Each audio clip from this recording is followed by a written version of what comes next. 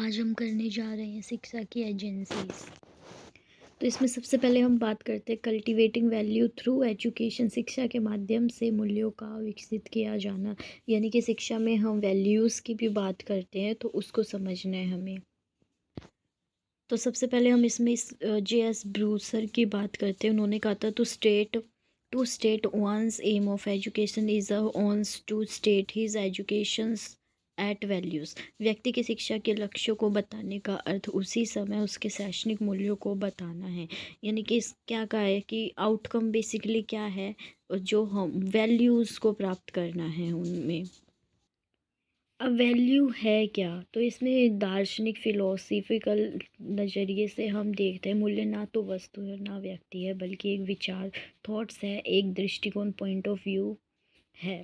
तो इसमें क्या है, एक व्यक्तित्व, एक वस्तु जो एक व्यक्ति के लिए उपयोगी है, उसके लिए मूल्यवान हो सकते हैं। यानी कि वैल्यू क्या है, यानी कि ये हमारा ही वो है, एक थॉट्स है कि हाँ ये गुड है, ये सही है, ये ऐसे होता है, ये वैसे होता है, ये बोर्ड मेरे लिए इम्पोर्टेंट है, ये फ़ोन मेरे लिए इम्पोर्टेंट है, तो ये चीज़ मेरे लिए वैल्यू रखती है।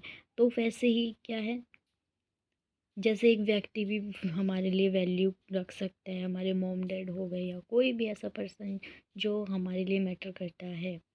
तो वस्तु जो एक व्यक्ति के लिए उपयोगी है, या कोई इसमें चीज़ भी आ जाएगी, जैसे ये चीज़ का एग्जाम्पल मैंने दिया, मेरा ये फ़ोन हो गया, तो उसके लिए मूल्यवान हो सकता है, तो वही वैल्यू हो गई, वही हमारा क्या हो गया, मूल्य हो गया। तो मूल्य को टू पार्ट्स में बांटा गया, आंतरिक मूल्य जिसको सब्जेक्टिव या व्यक्तिनिष्ठ मूल्य भी बोल देते हैं, और बाह्य मूल्य यानी कि एक्सटर्नल वैल्यूज़ जिसे ऑब्जेक्टिव या वस्तुनिष्ठ भी बोल सकते हैं। आंतरिक मूल्य में क्या होता है, आवर आइडियाज़, आवर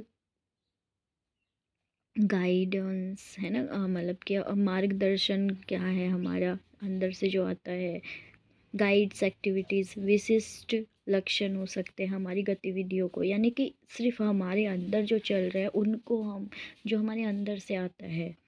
कई आंतरिक गुण अप्रदर्शित नोट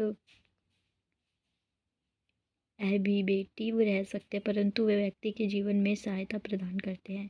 यानी कि बहुत सारे वैल्यूज़ होते हैं कि मतलब कि मेरी बोलने की क्षमता अच्छी है, तो मैं इसको मतलब अपनी बातों को स्पष्ट रूप से कह सकती हूँ, तो मेरे जो विचार है उसको मैं रखना जानती हूँ, तो ये मेरा क्या हो गया, आंतरिक वैल्यू हो गई। सेम इसमें क्या होता है, हमारा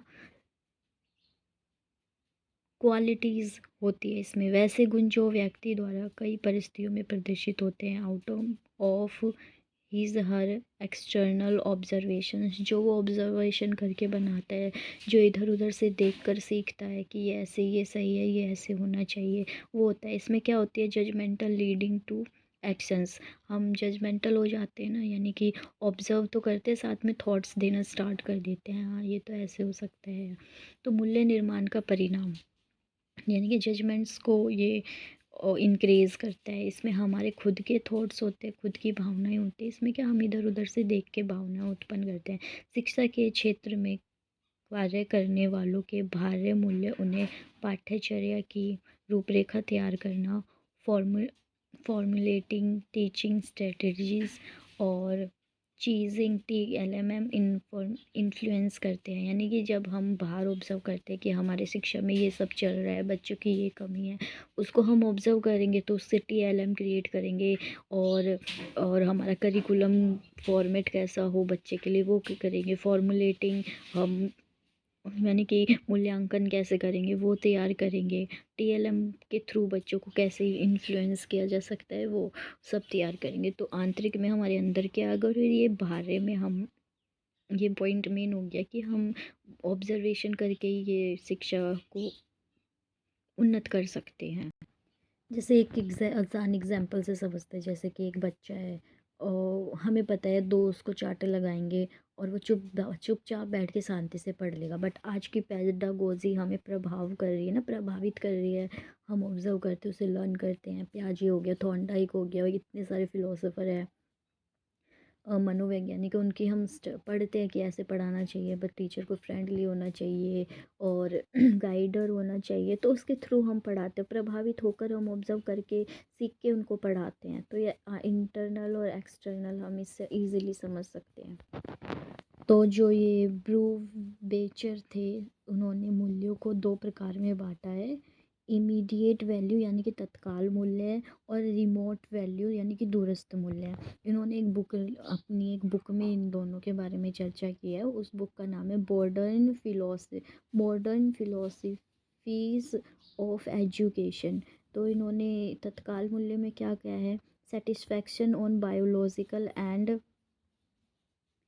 फिजियोलॉजिकल नीड्स ऑफ चाइल्ड, बच्चे की जैविक और मनोवैज्ञानिक ज़रूरतों से संबंधित है। आर्ट अपॉर्चुनिटी दी, फाइन आर्ट अपॉर्चुनिटी दी, यानी कि किसी बच्चे को मतलब कि जैविक और मनोवैज्ञानिक से है, यानी कि जो उनके मन में आए तुरंत उनको चाहिए। जैसे कि बच्चे को ड्राइंग बनानी थी तो उसको ड्राइंग करने के लिए दे दिया, उन्हें उससे कुछ खाना खाना तो खाना खाने के लिए दे दिया। तो ये जल्दी पूरे हो गए जो, यानी कि उन्होंने सोचा और तत्काल उनको, यानी कि जल्दी उनको उसका आंसर मिल गया। रिमोट वैल्यू क्या होते हैं, human intelligence, related to human intelligent, यानी कि हमारी इंटेलिजेंट हमारे दिमाग से रिलेटेड है। इसमें तो जो सोचा ठीक है हो गया, हमारी ज़रूरतें वगैरह से, नीड्स, बेसिकली नीड्स से रिलेटेड होते हैं, और इसमें हमारे इंटेलिजेंस से रिलेटेड होते हैं। और कॉन्स्टिट्यूट रिलेटेड नीड्स, मनुष्य की बुद्धिमत्ता और तार्किक आवश्यकताओं की पूर्ति, यानी कि जो उनकी बुद्धि में चल रहा है, जो उनकी, यानी कि कॉन्स्टिट्यूट रिलेट रैशनल नीड्स, जो उनकी बुद्धि में चल रहा है उस नीड्स को पूरा करना है। यानी कि कई बार छात्र को स्कूल में विभिन्न गतियों को सर्वाधिक लाभ के लिए तार्किक चयन करना पड़ता है। यानी कि इसमें क्या हो गया कि उन्होंने कोई मतलब सोचा मेरे को डॉक्टर बनना है, इंजीनियर बनना है, आगे जाके क्या बनना है, अफसर बनना है, तो उसके हिसाब से वो आर्ट या फिर कॉमर्स या हमारा साइंस स्ट्रीम लेंगे, तो उन्हें उसमें तार्किक अवलोकन करना पड़ेगा, उन्हें अपना दिमाग यूज़ करना पड़ेगा। तो ये वाली चीज़ क्या कहलाएगी, दूरस्थ मूल्य में आ जाएगी। अब रिमोट वैल्यूज़ में ही मतलब हमारे आ जाते हैं सहायक मूल्य और आंतरिक मूल्य, इंस्ट्रूमेंटल और इंस्ट्रिक्स। तो इसमें क्या होते हैं, सहायक में हमारी जो चीज़ हमारी सहायता कर सकती है वो वाले मूल्य आ जाएंगे। ये मूल्य व्यक्ति के स्वयं के सहायक वैल्यूएबल है। जैसे कलाकार बालक संगीतकार बनना चाहे तो स्वर और ताल का ज्ञान उसके, तो स्वर और ताल को क्या बना दिया, वो सहायक है उसके, तो सहायक वैल्यूएबल हो गए उसके लिए, संगीतज्ञ बनने के लिए सहायक है। तो सुर ताल और ज्ञान और संगीतज्ञ, यानी कि संगीतकार को संगीतज्ञ बनने के लिए स्वर और ताल का ज्ञान उपयोगी है। तो ये स्वर और ताल इसके लिए क्या है, सहायक मूल्य है, ये उसे सीखने ही सीखने हैं। इंस्ट्रिक्ट वैल्यूज़ में क्या हो गया, एक व्यक्ति अथवा वस्तु के भीतर मौजूद मूल्य जो उसे अच्छा बनाते हैं। यानी कि सिंपल एग्जांपल, ये फ़ोन अच्छा है मेरे लिए, इसकी वैल्यू है मेरे लिए क्योंकि इसके मौजूद मूल्य उसे अच्छा बना, इसमें मूल्य मौजूद है, यानी कि इसकी स्क्रीन है, इसमें मैं पढ़ सकती हूँ, इसकी वजह से मैं स्टडी कर सकती हूँ, रिवीजन कर सकती हूँ। तो ये क्या है मेरे लिए, आंतरिक मूल्य, इसका छुपा हुआ मूल्य है, ये चाहिए इसमें, और इसमें क्या है, छुपा हुआ है। अगर किसी स्कूल में फर्नीचर अच्छा है और उपयोगी से छात्रों के लिए, यानी कि स्कूल में फर्नीचर बच्चों के बैठने के लिए उपयोगी है, सहायता करेंगे उन्हें पढ़ने के लिए, तो वो सहायक हो गया। तो फर्नीचरी में इंस्ट्रिक्ट वैल्यूज़ आती है, जब हम क्वेश्चन आंसर करेंगे तो और इजीली समझ में आएगा। तो ये सहायता करते हैं और इसमें वो छुपा हुआ भीतर मौजूद जो होता है वो इंस्ट्रिक्ट में आ जाएगा। अब हमारे आगे एथेटिक्स वैल्यू, सौंदर्य संबंधी मूल्य, मूल्य जो हमें आनंद, खुशी आदि देते हैं, हमारी पाठ्यचर्या में शामिल किया जाना चाहिए।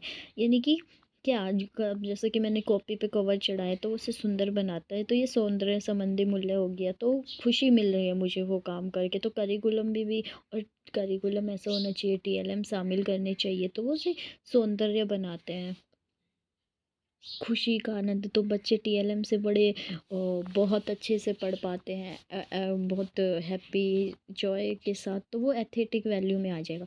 डेमोक्रेटिक वैल्यू नाम से ही समझ में आ रहा है, समता, समानता, राष्ट्रीय एकता, अनेकता में एकता, अधिकारों और कर्तव्य, स्वतंत्रता, integrate in our right and responsibility, freedom, इन सब की बात हो तो वो लोकतांत्रिक वैल्यू में आएगी कि ये चीज़ें हैं, तो वो डेमोक्रेटिक वैल्यू है बच्चे में। मॉरल वैल्यू में आ जाएगा, जिसकी हम सबसे ज़्यादा बात करते हैं और आज होने भी चाहिए, नैतिक मूल्य, जिसमें क्या truth, goodness, honesty, sympathy, empathy, belongingness, corporation, तो ये वाले सारे कॉर्पोरेशन सहयोग में शिक्षा, तो ये शिक्षा में निहित मूल्य, मतलब ये मॉरल वैल्यूज़ आ जाएगी जिसमें ये है। तो जिस जिस बच्चे में ये है तो वो मॉरल वैल्यूज़ की कैटेगरी में आता है।